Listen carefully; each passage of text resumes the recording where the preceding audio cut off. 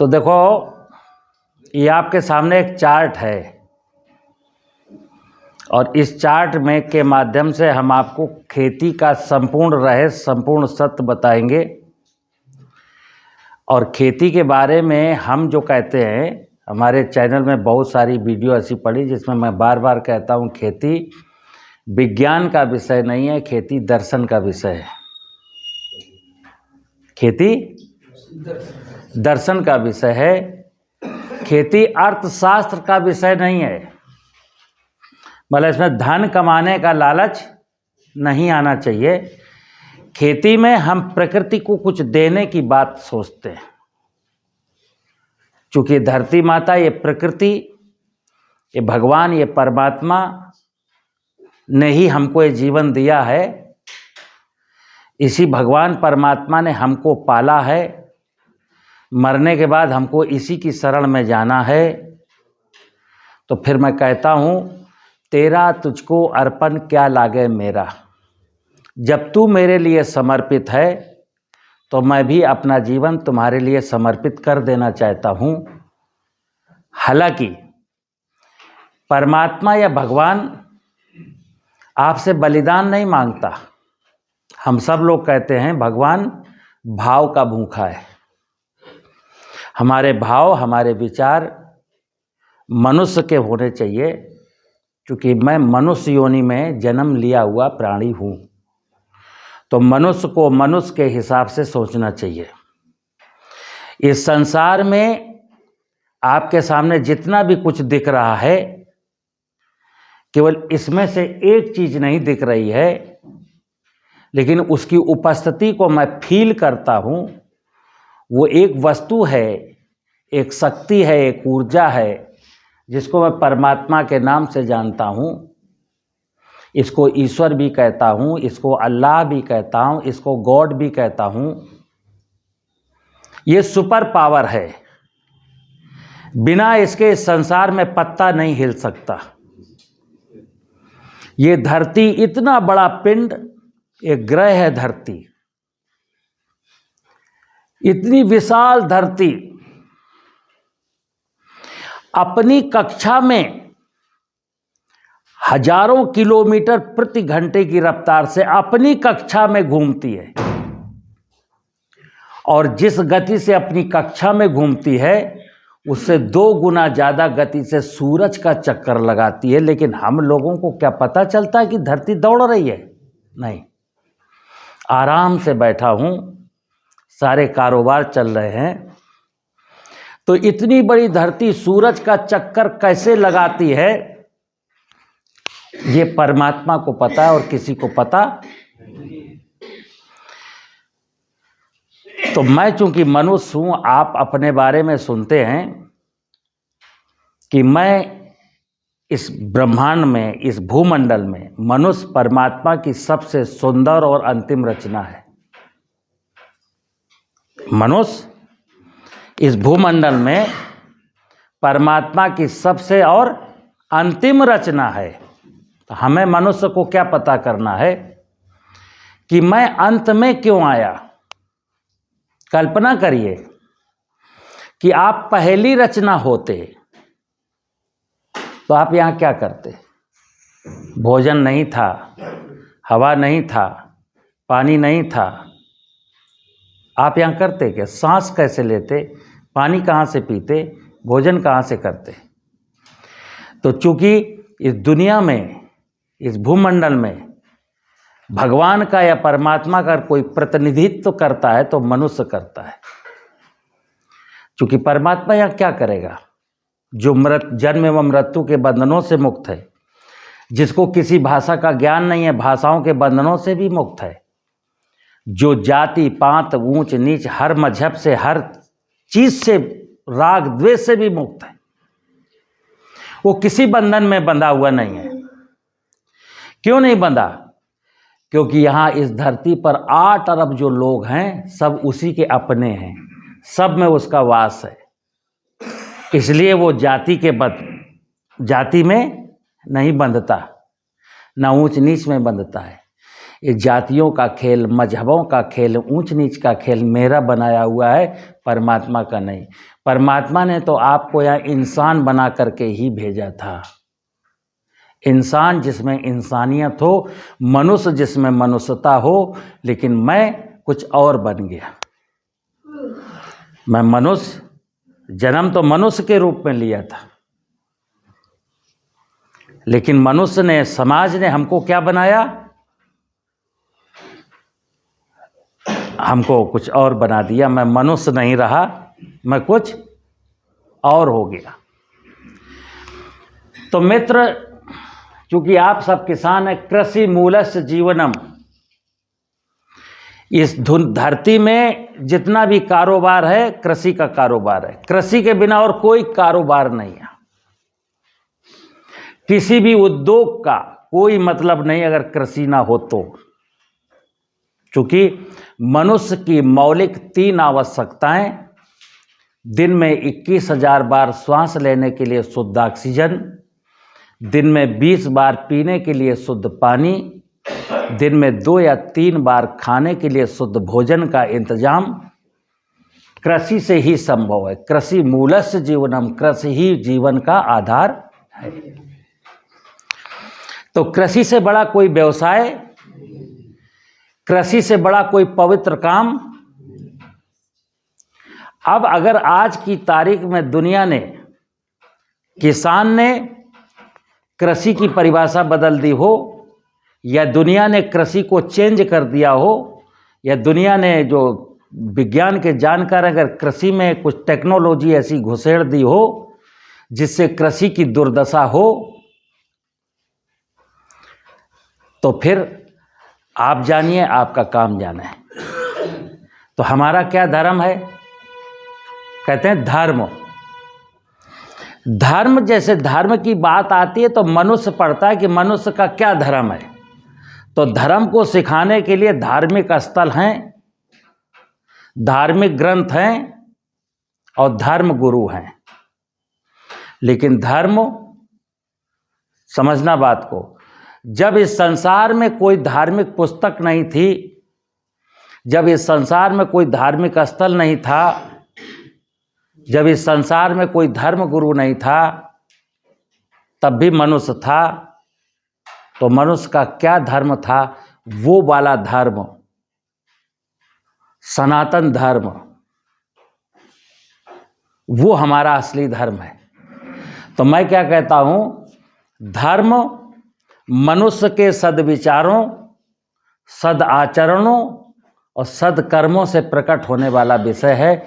और जब बात आती है सद्विचार, तो सद्विचार का मतलब है जो आपके सामने दिख रहा है कि परमात्मा तो दिखता नहीं है, जन्म एवं मृत्यु के बंधनों से मुक्त है, लेकिन इसकी सत्ता सब जगह विद्यमान है। और इसके द्वारा जो दुनिया का कारोबार है कैसे चलता है, जरा आप दिखाता हूँ आपको। तो हम सब लोग कहते हैं धरती, पानी, हवा, आकाश और अग्नि, भूमि, गगन, वायु, अग्नि और नीर। तो भा से भूमि से भा, गगन से गा, वायु से वा, अग्नि से आ और ना से नीर, ये भगवान है। मैंने लिखा है ना भगवान। पंच महाभूत ही भगवान का स्वरूप है। ये छित जल पावक गगन समीरा, पंच तत्व मिल। ये मनुष्य ने स्वीकार कर लिया है कि हमारा शरीर, हमारी रचना भगवान ने की है। मनुष्य ये भी स्वीकार करता है कि मुझे भगवान पालता है। मनुष्य ये भी स्वीकार करता है कि मरने के बाद मुझे भगवान की शरण में जाना है। यानी हमारे शरीर में जो पंच महाभूत हैं, धरती का अंश, जब मैं मरूंगा तो भूमि का अंश भूमि में जाएगा, गगन का गगन में जाएगा, वायु का वायु में जाएगा, अग्नि का अग्नि में जाएगा और नीर का, और मैं मिट जाऊंगा। और फिर इसी मटेरियल से फिर दूसरी रचना भगवान बना देगा। तो हम, ये जो मेरा शरीर है, ये किसने रचा? भगवान ने। ध्यान रखना, खिचड़ी मत करना। जैसे आज की तारीख में अगर कोई किसी से पूछे कि भगवान और परमात्मा, तो बोले वो सब एक ही है। एक ही नहीं है, अलग अलग है। भगवान अजन्मा है, दिखता नहीं है, केवल उसकी उपस्थिति हमको दिखती है। जैसे मैं जिंदा हूं तो वो दिखता है कि है इसके अंदर, और जब वो नहीं रहेगा यहां तो मैं मर जाऊंगा, मैं मिट्टी बन जाऊंगा। तो मैं जिंदा हूं तो बस ये शो करता है कि अगर मैं जिंदा हूं तो मेरे अंदर परमात्मा है, और जब मैं मर जाऊंगा तो मेरे अंदर का परमात्मा चला गया और किसी अन्य जीव में प्रवेश कर गया। तो कोई मुद्दा खेती का है, तो खेती में देखिए आप, ये पंच महाभूत ने हमारा ही शरीर नहीं बनाया। जीव जगत की 84 लाख योनियां, ये जो भगवान है क्या बनाता है? सबसे पहले इस धरती पर वनस्पति जगत का उदय होता है। क्यों वनस्पति जगत सबसे पहले क्यों आती है इस धरती पर? क्योंकि वनस्पतियों को अपना भोजन स्वयं बनाना आता है। हर वनस्पति अपना भोजन खुद बना लेती है, लेकिन जो नीचे जीव जगत है, जीव जगत का अधिकांश जीव जगत का भोजन ये वनस्पतियां हैं। मतलब जीव जगत को वनस्पतियां खानी है, इसलिए दूसरे वनस्पतियों के बाद फिर यहां जीव आता है। और जब ढेर सारी वनस्पतियां, ढेर सारे जीव जंतु आ जाते हैं, तब इस धरती पर मनुष्य का अवतरण होता है, जिसको हम कहते हैं ज्ञानावतार। ज्ञान का अवतार यहाँ हुआ है मनुष्य। हम कौन से प्राणी हैं? हम ज्ञान के अवतार हैं। अब हमारा ज्ञान क्या है? देखिए, हम सबसे बाद में आए, करोड़ों साल लगे, पता नहीं किसको, लाखों साल लगे कि करोड़ों साल लगे, ये किसी को नहीं पता। सब हाइपोथेटिकल अपनी अपनी अवधारणाएं हैं, जिसको जो मर्जी आती वही बोल देता है। फैक्ट फिगर किसी के पास नहीं है। चलिए, लेकिन ये तय है कि एक परम सत्ता है जिसकी वजह से समस्त भूमंडल है, पूरा ब्रह्मांड उसी परमात्मा का बनाया हुआ है। और उस परमात्मा ने पंच महाभूत को आदेश दिया कि तुम जीव जगत की रचना करोगे। इनको हम जड़ कहते हैं। जड़ जगत, भूमि, गगन, वायु, अग्नि, नीर, ये क्या है? जड़ जगत। और ये वनस्पतियां और जीव क्या हैं? ये चेतन जगत। तो इस संसार में दो ही चीजें हैं, जड़ जगत और चेतन जगत। और इन संसार में जड़ जगत और चेतन जगत के पास सत्य है। ये संपूर्ण जो दिख रहा है आपको, इन सब में सत्य है। सत्य, ये सब सत्य ही है। और केवल मनुष्य एक इकाई है जिसके पास सत्य के साथ चित्त भी है। और परमात्मा एक ऐसा इकाई है जो सत्य चित्त आनंद का स्वामी है। इसको कहते हैं सच्चिदानंद। सत्य, चित्त और आनंद का स्वामी है। मनुष्य को यह अधिकार केवल प्राप्त है, आखिरी इकाई 84 लाख योनियों में भ्रमण करने के बाद जब मनुष्य योनि मिलती है, तो अब इसको यह अधिकार प्राप्त है कि तू भी आनंद को प्राप्त कर ले। सत्य तेरे पास है, चित्त तेरे पास है। अब अधिकार मैंने तुझको नहीं, वो आनंद नहीं दिया था, अब तू आनंद को प्राप्त हो जा। लेकिन कैसे? आनंद की प्राप्ति के लिए हमें इस संपूर्ण व्यवस्था को आत्मसात करना होता है, अंतर्मन में धारण करना होता है कि यही इस संसार का सत्य है। जैसे कहते हैं, बोलो सत्य सनातन धर्म की, ऐसा लोग बुलवाते हैं। जब भी कभी धार्मिक अनुष्ठान होता है तो व्यास गद्दी पर बैठा हुआ व्यक्ति ये पूरी पब्लिक के साथ ये नारा लगवाता है, बोलो सत्य सनातन धर्म की। तो सत्य क्या है, सनातन क्या है और धर्म क्या है? मनुष्य को 3 शब्द अगर पता चल जाएं, सच्ची सच्ची कि सत्य का मतलब क्या है, सनातन का मतलब क्या है, धर्म का मतलब क्या है, तो फिर उसके जीवन में सुख, शांति और समृद्धि का आगमन होता है। और जिसके जीवन में सुख है, शांति है, समृद्धि है, उसी के जीवन में मंगल है, उसी के जीवन में आनंद है। तो 6 शब्द हुए। हमको सत्य जानना है, सनातन जानना है और धर्म जानना है। आप ज्ञानावतार है ना। ज्ञानावतार का मतलब है कि आप ही एक प्राणी मात्र हैं इस भूमंडल पर जिसको सत्य सनातन धर्म का पता होना चाहिए, और जिसको हो जाएगा वो जीवन भर आनंद में रहेगा। और अगर जिसको इसका पता नहीं चलता है तो उसको यही नहीं पता चला कि मैं यहाँ जन्म क्यों लिया और मर क्यों गया। जन्म लिया मेरी मजबूरी, मैं अपनी मर्जी से यहाँ नहीं आया था और ना मैं अपनी मर्जी से यहाँ से गया। लेकिन मुझे ये पता नहीं चला कि मनुष्य की योनि में जन्म लेने का मेरा मकसद क्या था। मकसद पता ही नहीं चला और मैं आया और चला गया। तो क्या हुआ कि आपसे परमात्मा नाखुश हुआ कि तुमको 84 लाख योनियों की परिक्रमा के बाद एक बार मानव जीवन में मैंने भेजा था और तुम वहाँ से खाली हाथ लौट के चले आए। तो मित्र, आप चूंकि किसान हैं और मैंने बोला कि कृषि दर्शन का विषय है, कृषि आध्यात्म का विषय है, कृषि पूजा है, कृषि साधना है, कृषि आराधना है, कृषि भक्ति है। कृषि नहीं है तो कोई धार्मिक अनुष्ठान यहाँ सफल होने वाला नहीं है।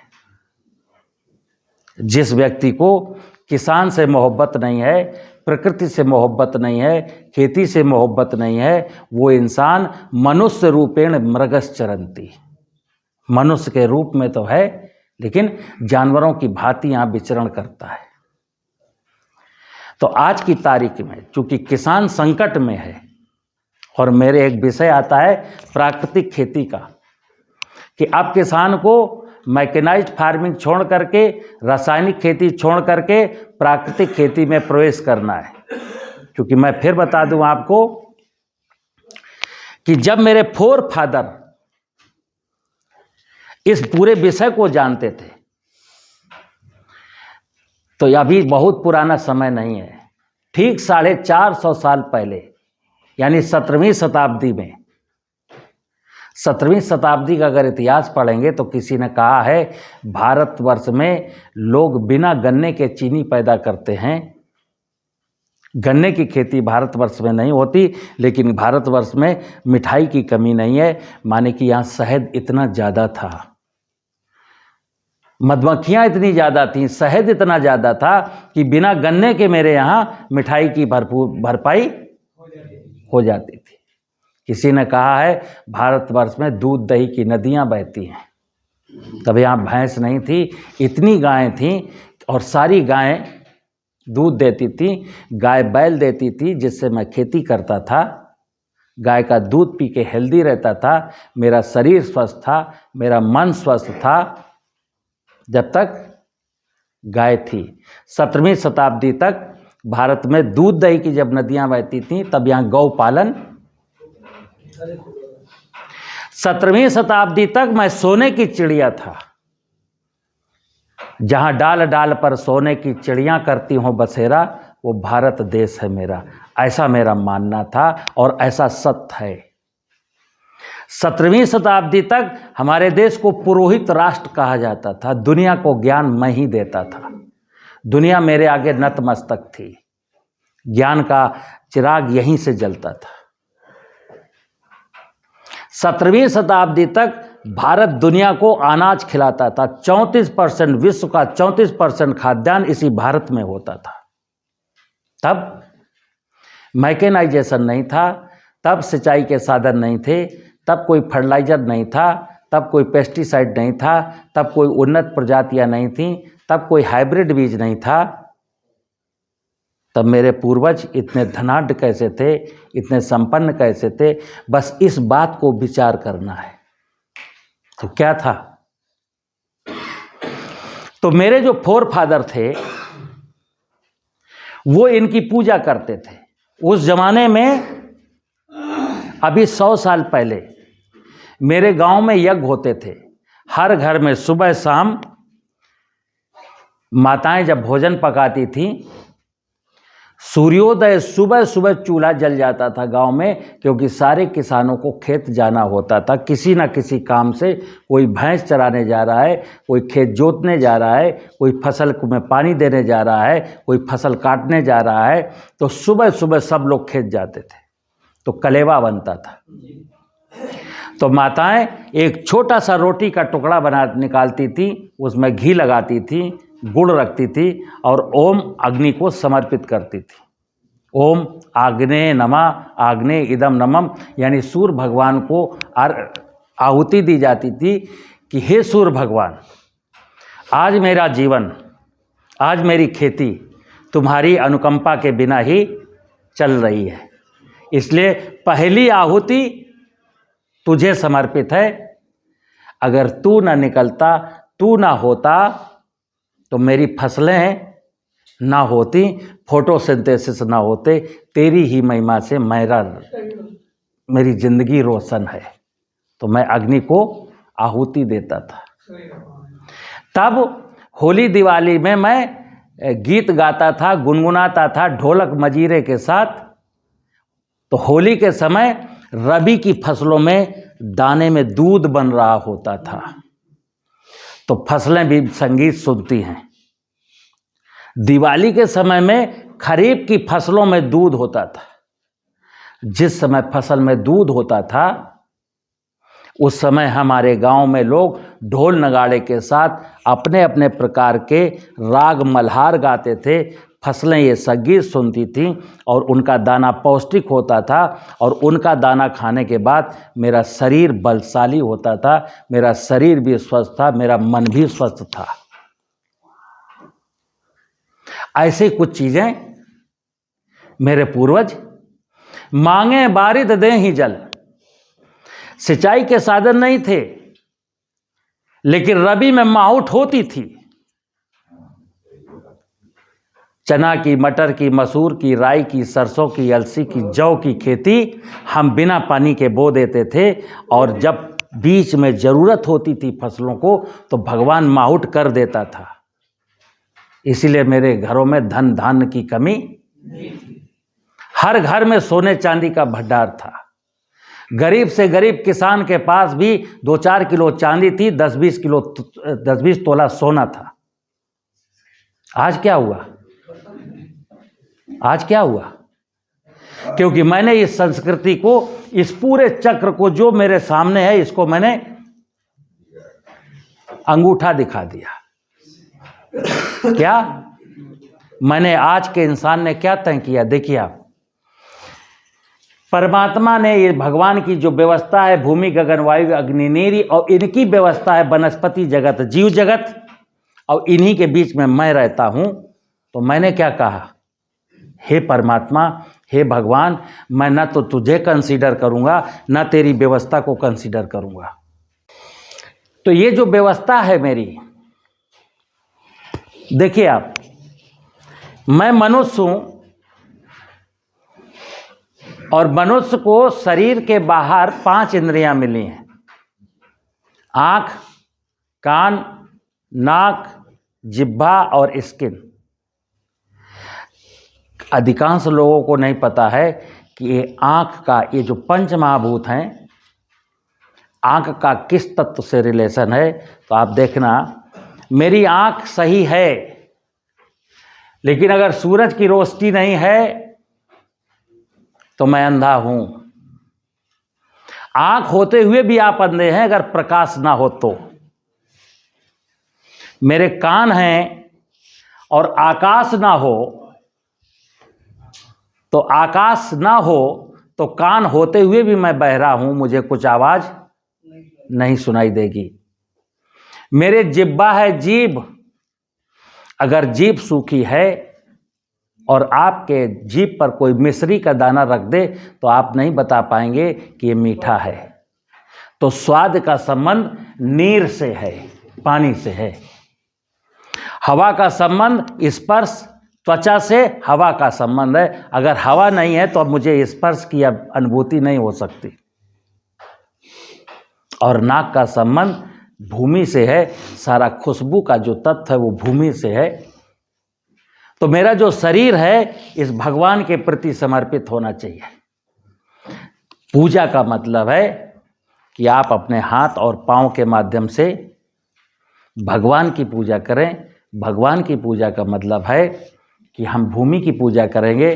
भूमि में ह्यूमस खूब प्रचुर मात्रा में बना रहे, भूमि के ऊपर जलाशय बने रहें, भूमि के नीचे पानी बना रहे, भूमि के ऊपर नाना प्रकार की वनस्पतियां बनी रहें। क्योंकि नाना प्रकार की वनस्पतियां, ये वनस्पतियां आपके जीवन से इन वनस्पतियों का संबंध है। नाना प्रकार के जीव जंतु, हमारी जिंदगी में नाना प्रकार के जीव जंतु और नाना प्रकार की वनस्पतियों से हमारे जीवन का रोजी रोटी चल रही है। और अगर मैं वनस्पतियों को, जीवों को इग्नोर करता हूं तो मेरी जिंदगी में कुछ ना कुछ व्यवधान आने वाले हैं। तो पूजा का मतलब है कि जो मुझे अपनी आंखों से दिख रहा है, क्या धरती दिखती है, पानी दिखता है, आकाश दिखता है, सूरज दिखता है, जो मुझे दिखता है, जीव जंतु दिखते हैं, वनस्पतियां दिखती हैं, मुझे पता है कि सारी वनस्पतियां, सारे जीव जंतु मेरे लिए समर्पित हैं। तो मेरा भी इनके प्रति कोई ना कोई कर्तव्य होगा। मेरा जो कर्तव्य है वही मेरा धर्म है। तो मनुष्य अपने कर्तव्यों का निर्वहन करे, यही उसका असली धर्म है। धर्म का मतलब कि तुम जिस निमित्त के लिए आए हो उस निमित्त को पूरा करो। आपको मधुमक्खी का शहद मिलता है तो मधुमक्खी ना मरने पाए, तितली आपके खेतों में परागण की क्रिया करती है तो तितली बची रहे, चिड़ियाँ आपके खेतों में इंसेक्ट को कंट्रोल करती हैं तो हमारे खेतों के आसपास चिड़ियाँ बनी रहें। बारिश में जब पानी बरसता है तो पानी मेरे खेत में रुके, क्योंकि वही सबसे बेहतरीन पानी है। समुद्र का पानी पीने लायक नहीं है, लेकिन पानी का संपूर्ण कारोबार समुद्र से ही शुरू होता है। पहले पानी समुद्र में है, वही पानी इवेपोरेट होकर के बादलों में इकट्ठा होता है, फिर वही पानी बरस करके हमको पीने के लिए, फसलों के लिए मिलता है। उस पानी को अगर मैं एकत्र कर लेता हूँ, रोक लेता हूँ, बचा लेता हूँ, तो मेरे जीवन में कभी पानी की कमी होने वाली। तो ये परमात्मा की पूरी व्यवस्था आपको तो निरंतर कुछ ना कुछ दे रही है, हमको निरंतर कुछ ना कुछ मिल रहा है। लेकिन समस्या केवल इतनी कि हम इसको क्या दे रहे हैं। तो संसार में गिव एंड टेक का सिद्धांत है कि अगर प्रकृति मुझको कुछ देती है तो हमें भी प्रकृति को कुछ देना है। इधर क्या हुआ, आधुनिक कृषि प्रणाली में, जो आधुनिक कृषि प्रणाली है, इसमें मैंने केवल जमीन से, प्रकृति से लेना सीखा है। धरती में जीवांश कार्बन 1% होना चाहिए, घट करके 0.3% रह गया। लेकिन मैं धरती में गन्ना उगाऊंगा, गेहूं उगाऊंगा। जानता हूं कि मेरी माँ की सामर्थ्य ऐसी नहीं बची है, लेकिन मैं इसमें गन्ना बोऊंगा, दबा के केमिकल दूंगा और कहूँगा हे माँ कुछ तो दे, कुछ तो दे, कुछ तो दे। एक जोर जबरदस्ती का, मतलब हमने जोर जबरदस्ती का काम शुरू कर दिया। जब ये प्रेम से देती है, 2.5 अक्षर प्रेम का पढ़े सो पंडित होए। हमें इसके साथ प्रेम दर्शाना है, ये मेरे साथ निरंतर प्रेम दर्शाती है। इस प्रकृति रूपी माँ के पास है, संपूर्ण प्रकृति ही माँ है। इसीलिए मेरे शास्त्रों में सांप की पूजा, बिच्छी की पूजा, बैल की पूजा, बरगद की पूजा, पीपल की पूजा, नदियों की पूजा, जलाशयों की पूजा, जमीन की पूजा का प्रोविजन है। हम लोग सबकी पूजा करते हैं। क्यों? हमको हर वन वनस्पति में, हर जड़ इकाई में भगवान नजर आता है, और जब हमको इस संपूर्ण व्यवस्था में भगवान नजर आता है और मैं इसकी पूजा करता हूं, इसकी साधना करता हूं, इसकी आराधना करता हूं, इसकी भक्ति करता हूं, तो फिर भगवान मुझको निराश नहीं करता। जिसने अपनी सौंप दी प्रभु को लंबी डोर, उलझ कभी शक्ति नहीं पकड़े नंद किशोर। अब समस्या ये है, मैंने शुरू में बोला कृषि लालच का विषय नहीं है, और जब मैं लालच शुरू कर देता हूं, पहले मेरे मन में लालच आता है, जब लालच आता है तो मुझसे अधर्म होते हैं। धर्म का मतलब था अपने कर्तव्य, धरती के प्रति, पानी के प्रति, जंगल के प्रति, चिड़िया के प्रति जो आपके कर्तव्य थे, उन कर्तव्यों को जब पूरा करोगे तो वनस्पतियां खुश होंगी, धरती खुश होगा, पानी खुश होगा। ये संपूर्ण कायनात जब इंसान से खुश होगी, तो ये संपूर्ण कायनात जब समृद्धशाली होगी तो अपनी समृद्धि कहाँ ले जाएगी? एक माँ के आंचल में जितना भी दूध है, कोई माँ अपना दूध पीती है क्या?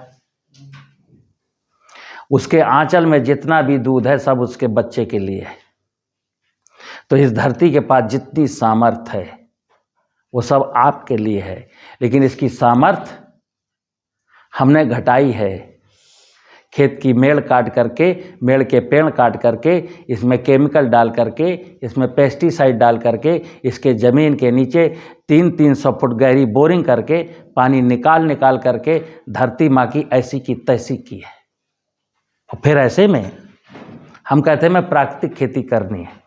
किसान देश का घाटे में है, किसान आत्महत्या कर रहा है, क्यों नहीं करेगा? क्यों नहीं करेगा आत्महत्या? ये जब जिंदा नहीं रहेगी तो हम जिंदा कैसे रह सकते हैं? ये मर जाएगी तो हमको जिंदा रहने का अधिकार नहीं है। ये जब गरीब होगी तो मुझे गरीब होना है, ये जब रोती है तो मुझे रोना है।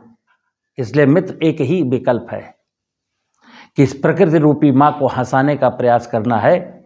जब ये हंस देगी तो मैं हंस दूंगा, ये जब स्वस्थ हो जाएगी तो मैं स्वस्थ। जैसे एक उदाहरण दे रहा हूँ इस स्थूल जगत की माया का। गांव में आपने देखा है, हम लोग अक्सर देखते हैं कि एक परिवार है जिसमें एक बहू आई है और उस बहू से किसी को मोहब्बत नहीं है, दिन भर उसके साथ गाली गलौज होता है, उसको कोई लाइक नहीं करता, उसको ठीक से खाना नहीं मिलता, गर्भवती हो गई है, पेट में बच्चा है, सबको नाती आएगा या नातिन आएगी इस बात की खुशी है, लेकिन वो नाती या नातिन जिस माँ की कोख में पल रहा है उस माँ से मोहब्बत किसी को।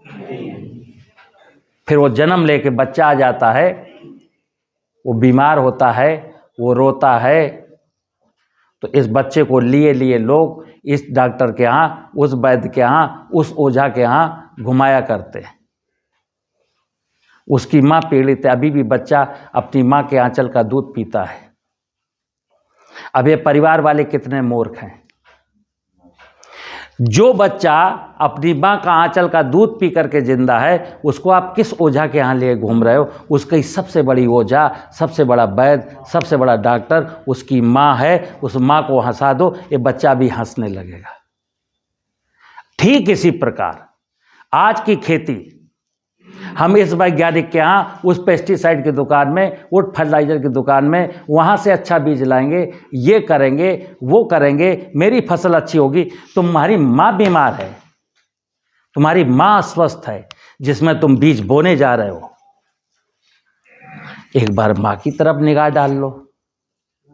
जैसे ही आप माँ की तरफ निगाह डालेंगे आपको पता चल जाएगा, ओ आई नो, प्रॉब्लम यहाँ है, प्रॉब्लम यहाँ है और समस्या यहाँ है, और समस्या का समाधान मैं बाजार में खोजता फिरता हूँ। कस्तूरी कुंडल बसे मृग ढूंढे बनमाई। दुनिया के लोग जो आपके साथ बिजनेस करते हैं, किसानों के साथ जिनके जिनके बिजनेस हैं, वो सारे लोग ये चाहते हैं कि किसान को खेती का ये दर्द, खेती की हकीकत पता न चलने पाए। क्योंकि खेती की ये हकीकत जैसे ही पता चलेगी किसान को, सबकी दुकानों में ताले। किसी जमाने में कहते थे उन्नत खेती मध्यम बान निश्चित चाकरी। आज मैंने शुरू में बोला कि खेती ही सब कुछ है, कृषि मूलस्य जीवनम। जब खेती ही मेरे जीवन का आधार है तो खेती करने वाला दुखी क्यों है? इसको तो सबसे ज्यादा संपन्न होना चाहिए। दुखी क्यों है? दुखी इसलिए है क्योंकि आप अपनी मां के लिए वफादार नहीं रहे। मित्र, किसान, इस देश का किसान अगर अपनी धरती माता के प्रति वफादारी निभाए, और किसान के बेटे जो पढ़ लिख करके किसी कारपोरेट सेक्टर में सरकारी नौकरी में चले गए हैं, अगर वो अपने पिता के प्रति वफादारी निभाएं तो इस संसार में कोई समस्या नहीं है। लेकिन आज की तारीख में क्या है, ना तो आपके बच्चे आपके प्रति वफादार हैं और ना आप अपनी प्रकृति रूपी माँ के प्रति वफादार हो। इसीलिए मृग मारीचिका की भांति पानी वहाँ है, पानी वहाँ है, पानी वहाँ है, भगा भगा आदमी घूम रहा है और पानी मित्र कहीं नहीं है, पानी कहीं नहीं है। तो इस मृग मारीचिका से बाहर निकलने का एक ही उपाय है। क्या? कि आप केवल कितनी चीज़ों को देखेंगे। अब देखिए आप, ये सूरज हमारी पहुंच से बाहर है, इसका हम ना कुछ बना सकते ना कुछ बिगाड़ सकते, इसकी केवल उपासना कर सकते हैं, इसको दिल से याद कर सकते हैं। हे सूर्य देवता, तेरी महिमा की बदौलत ही मेरी महिमा जिंदाबाद है। आकाश का मैं ना कुछ बना सकता हूँ ना बिगाड़ सकता हूँ, लेकिन आकाश का शुक्रिया अदा करना है। लेकिन हाँ, जंगल, ये वायु, ये जंगल है, पेड़ काट करके आप वायु के अस्तित्व को खराब कर सकते हैं।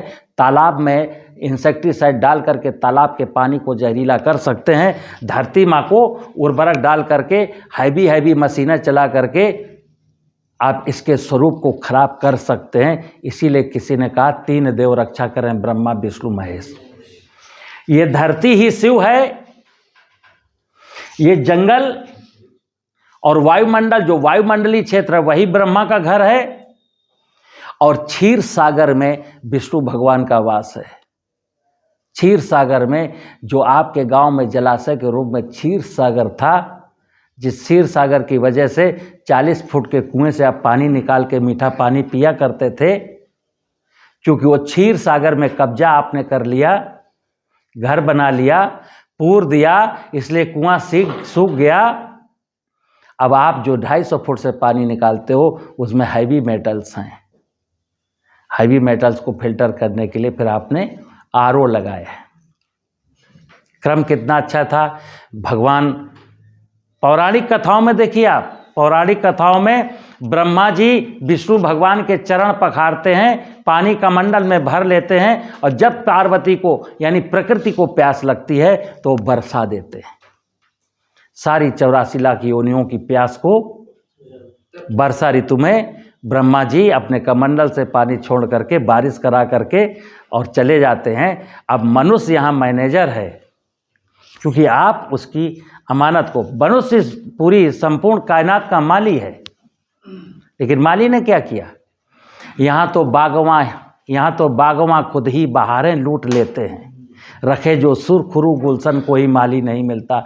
हम सारे के सारे लोग प्रकृति को लूट लेना चाहते हैं। जैसे सोने का अंडा देने वाली मुर्गी थी, 1 अंडा रोज देती थी। हमने क्या तय किया कि क्या रोज रोज 1 अंडे का इंतजार किया जाए? मुर्गी को काटो और सब के सब अंडे। हमें ये नहीं पता था ये मुर्गी जिंदा इसलिए 1 अंडा बनता है। वो मुर्गी रोज 1 अंडा बनाती थी, और हमने सोचा इसके पेट में 200-300 अंडे भरे पड़े। सो मुर्गी भी गई, अंडा भी गया। तो वक्त रहते संपूर्ण देश के किसानों को, 14.5 करोड़ किसानों को वक्त रहते ये बात अगर पता चल जाएगी तो मानव सभ्यता यहाँ जिंदा रहेगी।